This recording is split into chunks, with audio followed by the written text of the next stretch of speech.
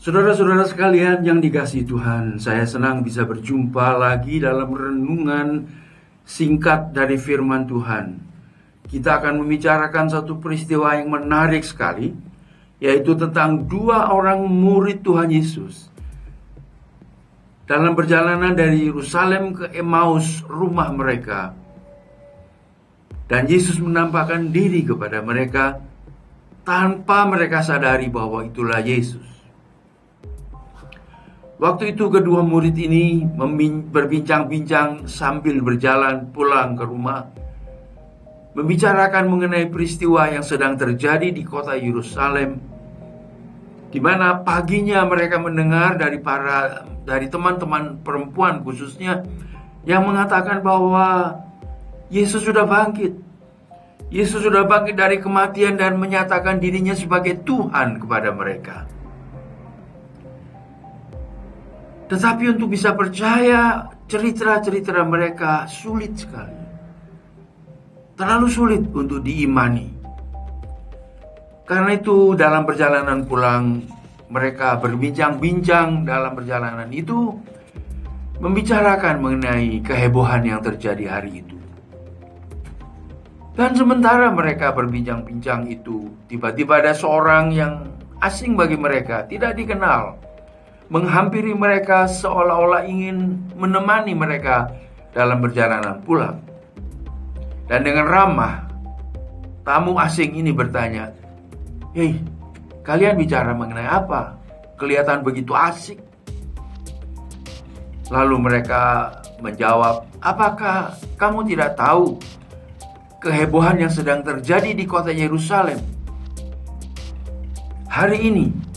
"Kehebohan apa?" "Teman-teman kami mengatakan bahwa guru kami, Yesus, yang disalibkan dan mati pada hari Jumat kemarin, hari Minggu pagi bangkit dari kematian. Siapa yang bisa percaya berita itu?" Lalu Yesus tamu asing ini mulai menjelaskan kepada mereka kebenaran-kebenaran firman Tuhan. Dari perjanjian lama, satu demi satu Tuhan menjelaskan ayat-ayat itu untuk menunjukkan bahwa kebangkitan Yesus itu bukan satu peristiwa yang berdiri sendiri, tapi itu merupakan kelanjutan, penggenapan dari rangkaian peristiwa yang sudah dibuatkan di dalam perjanjian lama, dalam firman Tuhan. Secara logika, secara nalar, mereka bisa mengerti kayaknya benar ini. Tetapi untuk percaya agak sulit.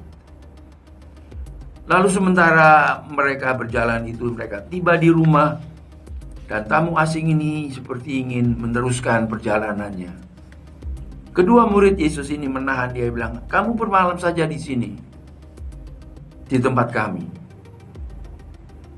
Dan Yesus masuk ke dalam rumah. Lalu mereka menghidangkan makanan. Sebagaimana biasa orang-orang Asia, apabila berkumpul, apabila ada tamu, mereka berusaha mencari sesuatu yang bisa dihidangkan untuk makan bersama. Lalu sementara mereka makan, tamu ini tiba-tiba mengambil roti. Dia pecah-pecahkan roti itu di depan mereka dan diberikan kepada mereka. Mungkin gaya yang mereka tangkap di sini seperti gayanya Yesus ketika masih hidup. Lalu mereka barangkali saling senggol. Itu Yesus. Dan ketika mereka sadar bahwa tamu yang menyertai mereka sepanjang jalan bicara kepada mereka dari firman Tuhan, tidak lain adalah Yesus sendiri yang sudah bangkit dari kematian, karena dia adalah Tuhan yang sudah mengalahkan kematian. Dan seketika itu juga Yesus lenyap dari mereka. Lalu mereka katakan, "Kita tidak bisa tinggal diam. Kita mesti kembali ke Yerusalem untuk ceritakan hal ini kepada teman-teman lain di sana." Jadi malam itu juga mereka kembali lagi ke Yerusalem.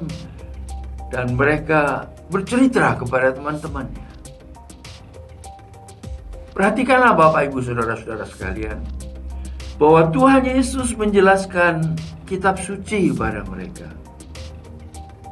dengan akal, pikiran, penalaran, mungkin secara sistematis. Penjelasan-penjelasan itu begitu masuk akal. Penjelasan-penjelasan kitab suci itu harus disimpulkan bahwa kebangkitan Yesus untuk menyatakan dirinya sebagai Tuhan itu suatu keniscayaan. Lalu sementara mereka mendengarkan kitab suci itu diterangkan, mereka bersaksi mengatakan satu kepada yang lain. Waktu kita mendengar penjelasan-penjelasan kitab suci itu, hati kita berkobar-kobar. Hati kita mengatakan ini benar, ini harus kita terima, ini harus kita percaya. Kitab suci ada, penjelasannya ada, hati mereka sudah berkobar-kobar, tapi masih perlu ada pengalaman lain lagi, yaitu pengalaman ketika Yesus membagikan roti kepada mereka. Bapak Ibu Saudara-saudara sekalian, kita seringkali atau setiap hari mungkin yang sudah punya disiplin membaca firman Tuhan, kita baca ayat-ayat firman Tuhan itu. Mungkin ayat-ayat itu juga berbicara kepada kita. Karena firman Tuhan mengatakan bahwa iman datang dari mendengar, dan mendengar itu datangnya dari mendengar firman Tuhan. Iman datang dari mendengar firman Tuhan. Ada sesuatu yang muncul, yang bangkit, yang lahir dalam hati kita, yaitu iman kita ketika kita membaca firman Tuhan. Itu bagus, tetapi bisa ditingkatkan, bisa dilanjutkan lagi, yaitu murid-murid tersebut tidak hanya mendengar firman Tuhan dijelaskan, melihat tamu itu ada di depan mereka, tapi mereka mengalami pewahyuan, penyataan, penampakan dari diri Yesus kepada mereka, sehingga mereka yakin bahwa Yesus benar-benar sudah bangkit karena Dia adalah Tuhan. Bagaimana pembacaan firman Tuhan Bapak Ibu Saudara-saudara yang saudara lakukan setiap hari? Apakah ketika membaca firman Tuhan itu, ayat-ayat itu menjadi hidup, berbicara kepada kita? Ada hamba Tuhan yang mengatakan pada waktu kita membaca firman Tuhan, sebetulnya firman Tuhan itu sedang membaca hati kita. Lalu di mana ada yang perlu dikoreksi, di mana yang perlu dipulihkan, di mana yang perlu dibetulkan, firman Tuhan itu berbicara kepada hati kita, mengerjakan semuanya. Jadi pada waktu kita membaca firman Tuhan, maka firman Tuhan itu membaca hidup kita. Ada lagi ungkapan yang mengatakan, pada waktu kita berdoa, kita yang berbicara kepada Tuhan. Waktu kita membaca firman Tuhan, Tuhan yang berbicara kepada kita. Manfaatkanlah bacaan firman Tuhan setiap hari, sehingga saudara bisa mengalami pengalaman bersama Tuhan. Dengan demikian saudara berjalan bersama-sama dengan Tuhan dalam tuntunan firman-Nya. Dan Tuhan akan menuntun saudara. Semakin lama saudara semakin mengerti Yesus Tuhan, Yesus sebagai Tuhan dan Juru Selamat kita. Tuhan memberkati saudara. Amin.